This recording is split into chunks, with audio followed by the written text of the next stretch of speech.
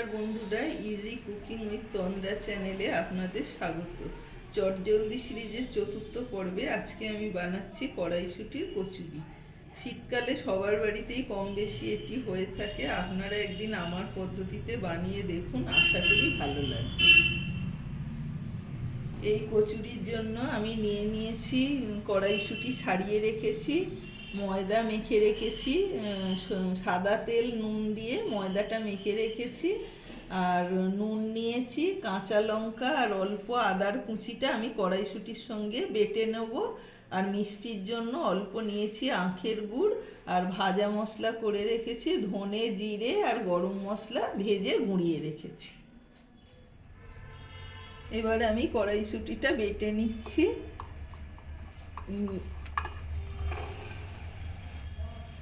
দিলাম, এতে অল্প আদা দিচ্ছি আর একটা কাঁচা লঙ্কা দিচ্ছি।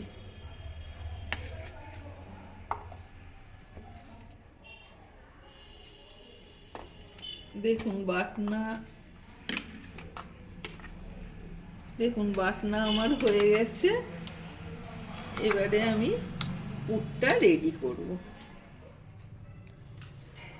এবার আমি পুরটা রেডি করার জন্য কড়াইয়ে প্রথমে একটু সাদা তেল দিলাম,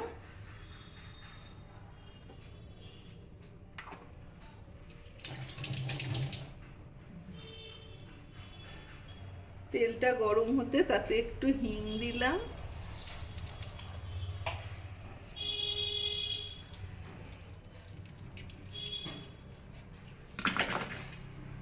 পুরটা ঢেলে দিই। এবারে এতে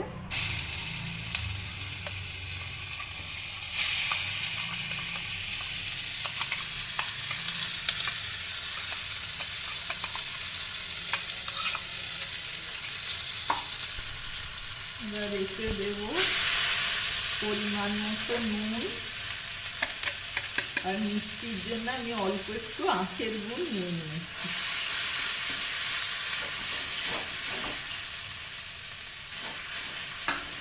আর দেব একটু ভাজা মশলা আগে থেকে করে রেখেছি।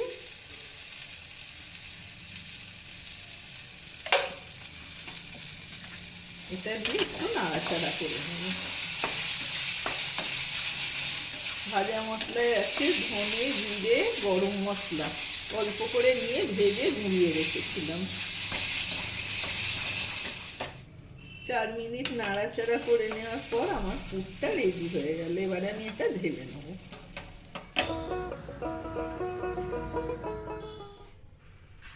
আমি ময়দা মেখে রেখেছিলাম, তার থেকে লেচি কেটে নিলাম। এবারে এই লেচিগুলোই আমি পুরটা ভরে নেব।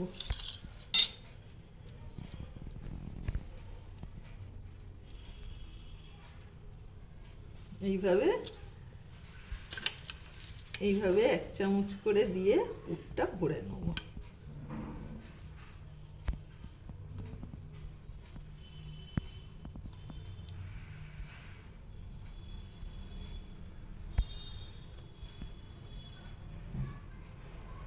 এইভাবে করে আমি রেখে দেবো লেচি। এইভাবে আমি লেচিগুলো পুর ভরে নিয়েছি। অল্প সাদা তেল দিয়ে আমি এবারে এগুলোকে বেলবো। এরমভাবে ছড়িয়ে নেব। এরমভাবে আঙুলের সাহায্যে চেপে নিলে পুরটা ছড়িয়ে যাবে। তারপরে হালকা করে বেলবো।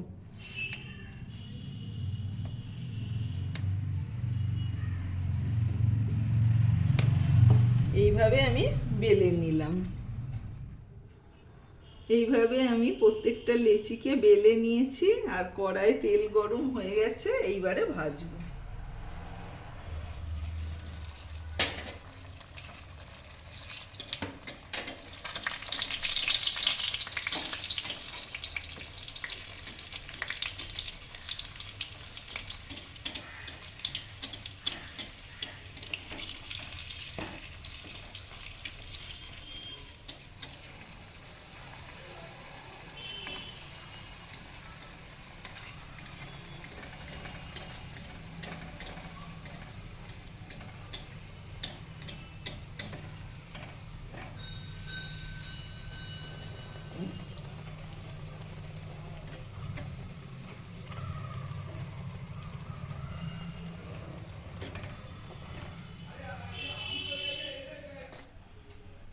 আমার কচুরি রেডি হয়ে গেছে, তার সঙ্গে আমি বানিয়ে রেখেছিলাম আলুর দম। এটা এবার পাশে নিয়ে নিচ্ছি। এইভাবে পরিবেশন করতে হবে।